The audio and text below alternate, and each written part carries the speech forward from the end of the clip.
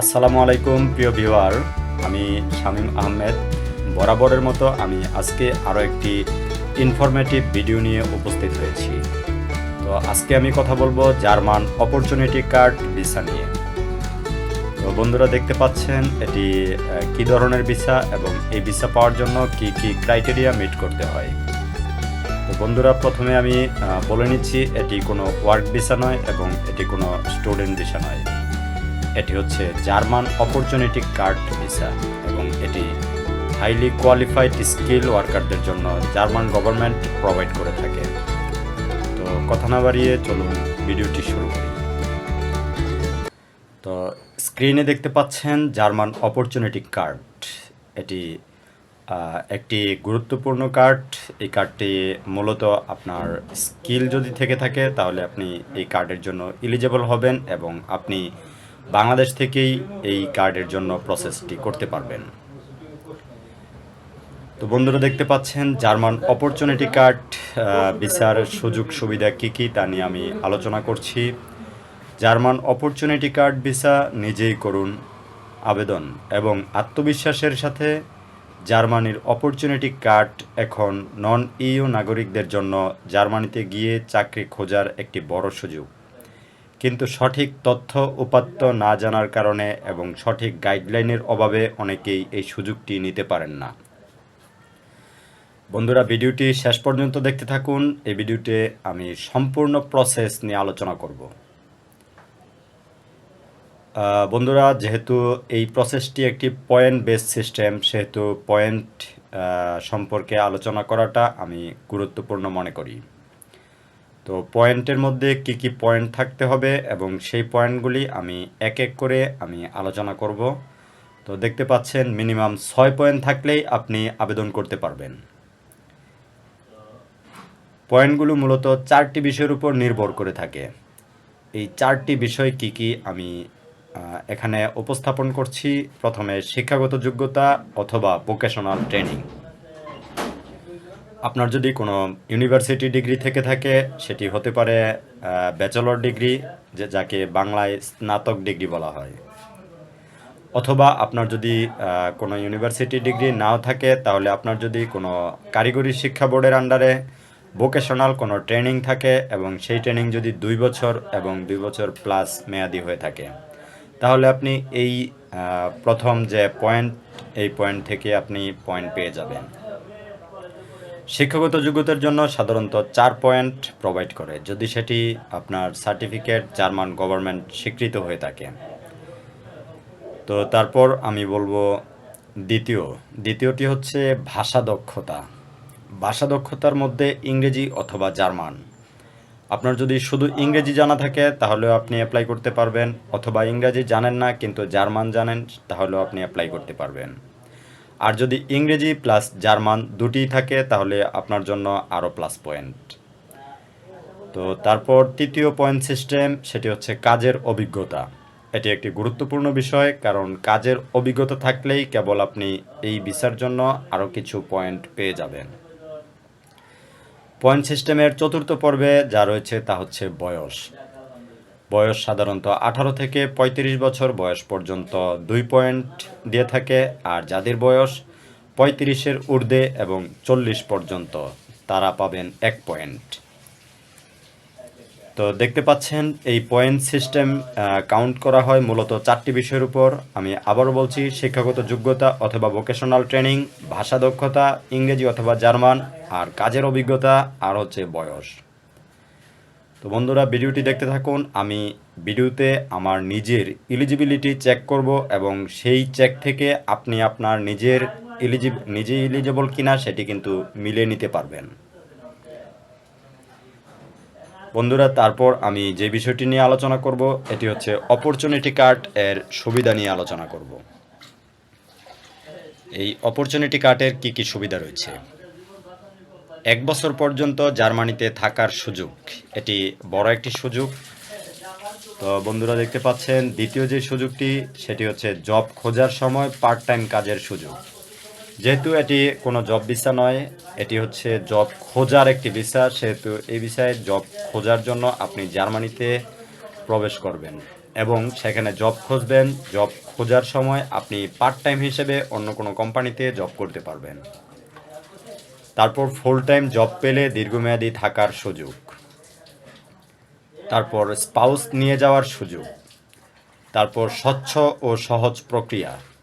যেহেতু এই ভিসার জন্য কোনো দালাল বা এজেন্সি ছাড়াই আপনি জার্মান এম্বাসি থেকে এই ভিসাটি করতে পারবেন, সেহেতু জার্মান এম্বাসিতে আপনি নিজেই ফাইল জমা করবেন এবং জার্মান এম্বাসি থেকে আপনার ভিসা কপি এবং আপনার ফাইলটি আপনি নিজ হাতে গ্রহণ করবেন এবং সেখানে আপনি আপনার নিজের পাসপোর্ট নিজেই দেখে নিতে পারবেন আপনার ভিসা অ্যাপ্রুভ হয়েছে কিনা।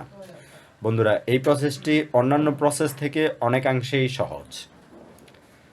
তো বন্ধুরা, তারপর আমি যে বিষয়টি নিয়ে আলোচনা করব সেটি হচ্ছে আরেকটি গুরুত্বপূর্ণ বিষয়, সেটি হচ্ছে ব্লক অ্যাকাউন্ট। যদিও অনেকেই ভিডিও তৈরি করে থাকেন, কিন্তু এই ধরনের কিছু বিষয় অনেকে স্কিপ করে যান। তো আমি বলবো এই বিষয়গুলি স্কিপ করলে আপনি হয়তোবা সম্পূর্ণ প্রসেসটি বুঝতে পারবেন না।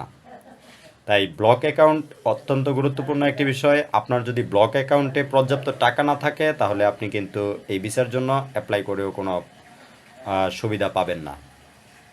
তো এই জন্য ব্লক অ্যাকাউন্টে কী পরিমাণ টাকা রাখতে হবে সে বিষয়টিও আমি তুলে ধরার চেষ্টা করছি। পর্যাপ্ত আর্থিক সামর্থ্য, এটি আপনাকে অবশ্যই জানতে হবে, কারণ আর্থিক সামর্থ্য না থাকলে আপনি ওই দেশে যাওয়ার পর আপনি 1 বছর পর্যন্ত আপনার যে লিভিং এক্সপেন্স এটি আপনার আছে কি না সেটি কিন্তু প্রুফ করতে হবে। আর এটি প্রুফ করার জন্য জার্মান ব্যাংক অ্যাকাউন্টে আপনাকে অনলাইনে একটি অ্যাকাউন্ট খুলে নিতে হবে এবং সেই অ্যাকাউন্টে 13,092 ইউরো আপনাকে রাখতে হবে, যেই টাকাটি আপনি প্রাথমিক অবস্থায় তুলতে পারবেন না এবং আপনার ভিসা অ্যাপ্রুভ হলে আপনি জার্মানিতে গিয়ে টাকা তুলে ফেলতে পারবেন। আর নয়তোবা আপনার যদি ভিসা রিজেকশন হয় তাহলেও কিন্তু আপনি বাংলাদেশে থাকা অবস্থায় টাকা তুলে ফেলতে পারবেন। আপনার প্রক্রিয়াকরণ চলাকালীন অবস্থায় তখন আপনি টাকা তুলতে পারবেন না। তো আশা করি ব্লক অ্যাকাউন্টের ব্যাপারটিও আপনি বুঝে গিয়েছেন এবং ব্লক অ্যাকাউন্ট কিভাবে খুলতে হয় আর কিভাবে টাকা রাখতে হয় এই প্রসেস নিয়ে আমি আলোচনা করব অন্য আরেকটি ভিডিওতে। তো বন্ধুরা, দেখতে পাচ্ছেন আমি অলরেডি এই 13,092 ইউরো, এটি আজকের রেট অনুযায়ী কত টাকা বাংলাদেশি টাকা হয় সেটি কিন্তু আমি কনভার্ট করে নিয়েছি। তো আজকে 140 টাকা ইউরো রেট এবং সেই অনুযায়ী 13,092 ইউরো সমান 18 লাখ টাকা আসে এবং 18,44,139 টাকা 12 পয়সা এবং এই সমপরিমাণ টাকা আপনার ব্লক অ্যাকাউন্টে রাখতে হবে। দেন আপনি একটি ক্রাইটেরিয়া আপনি স্বয়ংসম্পূর্ণভাবে মিট করতে পেরেছেন। যদি আপনি এই পরিমাণ টাকা আপনার না থাকে তাহলে আমি মনে করি এই ভিসার জন্য আপনি চেষ্টা করেও কোনো কাজ হবে না। সো তারপরে আমি আরেকটি যে বিষয় নিয়ে আলোচনা করব সেটি হচ্ছে হেলথ ইন্স্যুরেন্স, যাকে ট্রাভেল ইন্স্যুরেন্স বলা হয় অথবা সেনজেন ইন্স্যুরেন্স বলা হয়। এটি একটি ম্যান্ডেটরি ডকুমেন্ট এবং ইউরোপের সেনজেনভুক্ত যে কোনো দেশে গেলে আপনার এই সেনজেন ইন্স্যুরেন্স থাকাটা বাধ্যতামূলক। তাই সেনজেন ইন্স্যুরেন্স করতে হবে। তার পরবর্তীতে যে কাজটি করতে হবে সেটি হচ্ছে আপনার এম্বাসির অ্যাপয়েন্টমেন্ট নিতে হবে। যেহেতু আপনি চাইলেই এম্বাসিতে যেতে পারবেন না, এম্বাসির অ্যাপয়েন্টমেন্ট বুকিং শিডিউল কনফার্ম করার পরেই আপনি ওই শিডিউল অনুযায়ী এম্বাসিতে গিয়ে ফিঙ্গার দিবেন এবং ছবি তুলবেন। তো তারপরে যে বিষয়টি আরেকটি গুরুত্বপূর্ণ বিষয় রয়েছে সেটি হচ্ছে আপনি এত কিছু করলেন, করার পর আপনি কিন্তু এলিজেবল হলেন না, তাহলে কিন্তু আপনার সব কিছুই বৃথা গেল। তাহলে আমি বলবো আপনি সর্বপ্রথম আপনি এলিজেবল কিনা সেটি আগে চেক করে নেবেন। তো নিজের এলিজিবিলিটি চেক করতে হয় কিভাবে সেটি কিন্তু আমি একদম লাইভ দেখিয়ে দিচ্ছি এবং আমি আমার নিজের এলিজিবিলিটি চেক করব। এখান থেকে আপনি আপনারটা মিলিয়ে নেবেন। তাহলে চলুন দেখে আসি এলিজিবিলিটি চেক।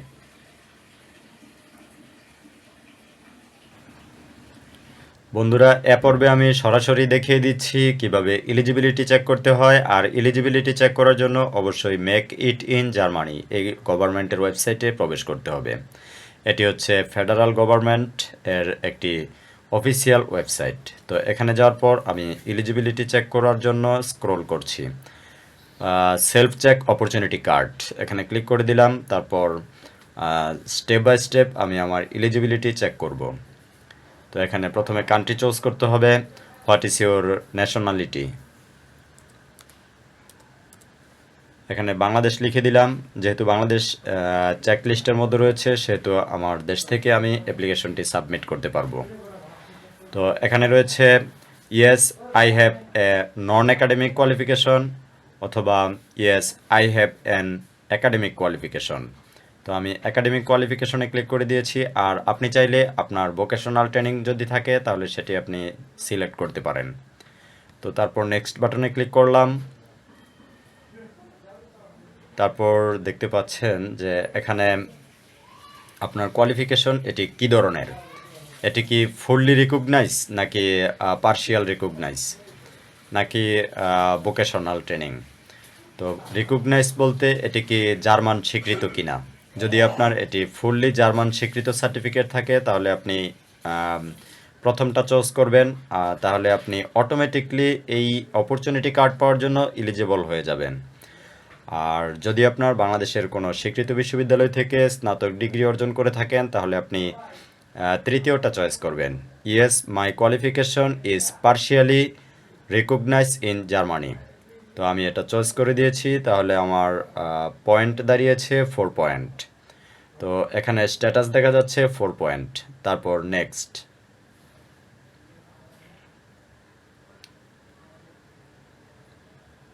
তারপর দেখা যাচ্ছে আমি যদি নেক্সট বাটনে ক্লিক করি পরবর্তী আর কি ধাপ আসে। বন্ধুরা তারপর এখানে চলে আসছে which of the following language skills do you have. এখানে কোন ল্যাঙ্গুয়েজ স্কিলটি রয়েছে। যদি আপনার জার্মান ল্যাঙ্গুয়েজ স্কিল থাকে এবং A1 অথবা তার ঊর্ধ্বে, অথবা যদি আপনার ইংলিশ ল্যাঙ্গুয়েজ স্কিল থাকে B2 লেভেল অথবা তার ঊর্ধ্বে, আপনি এটি চুজ করে দিবেন। তো আমি এখানে ইংলিশ ল্যাঙ্গুয়েজ স্কিল এটি চুজ করে দিলাম। তারপর নেক্সট বাটনে ক্লিক করছি। আপনি চাইলে আপনার যদি জার্মান ল্যাঙ্গুয়েজ থাকে সেটি চুজ করে নেবেন। তো তারপর এখানে সার্টিফিকেশন, ল্যাঙ্গুয়েজ সার্টিফিকেট আপনার কোনটি রয়েছে। এখানে সার্টিফিকেটের বেলায় কোনো ইংলিশ সার্টিফিকেট চাচ্ছে না। তো আপনি এখান থেকে জার্মান ল্যাঙ্গুয়েজ সার্টিফিকেট লেভেল 2 যদি থাকে তাহলে আপনি পাবেন 3 পয়েন্ট। আর যদি আপনার থাকে জার্মান ল্যাঙ্গুয়েজ লেভেল B1 থাকলে আপনি পাবেন 2 পয়েন্ট। তো যেহেতু এটি আমার নেই, তারপরেও আমার এটি পরিকল্পনার মধ্যে রয়েছে, আমি B2 লেভেলটি কমপ্লিট করব। তো সেই ক্ষেত্রে আমার এখানে আরও 3 পয়েন্ট কাউন্ট হবে। তো বন্ধুরা দেখতে পাচ্ছেন আমি এবার নেক্সট বাটনে ক্লিক করেছি। তো আপনি চাইলে যদি B1 লেভেল করা থাকে তাহলে B1 থেকে আপনি 1 পয়েন্ট পেয়ে যাবেন। তো বন্ধুরা এখানে অলরেডি কংগ্রেচুলেশন জানিয়েছে, অভিনন্দন জানিয়েছে। You have reach the minimum score 6 point required to qualify for opportunity card. You can now take the following step to apply for your opportunity card visa. তো বন্ধুরা দেখতে পাচ্ছেন যে এখানে অবশ্যই এলিজিবিলিটি চেক করার পর আমি এলিজিবল সেটি এখানে দেখতে পাচ্ছি, এবং আমি চাইলে এটি প্রিন্ট আউট করতে পারি অথবা আমি ডাউনলোড করে নিতে পারি। তো আমি এখান থেকে ডাউনলোড করে নিচ্ছি। এটি আমার এলিজিবিলিটি সেলফ চেক PDF আকারে ডাউনলোড হচ্ছে। তো তারপর আমি আপনাকে সেই ফাইলটি দেখানোর চেষ্টা করছি। তো দেখতে থাকুন, অলরেডি ডাউনলোড হয়ে গিয়েছে। আমি এখানে এলিজিবল হয়েছি কিনা সেটি আপনারা দেখতে পাচ্ছেন।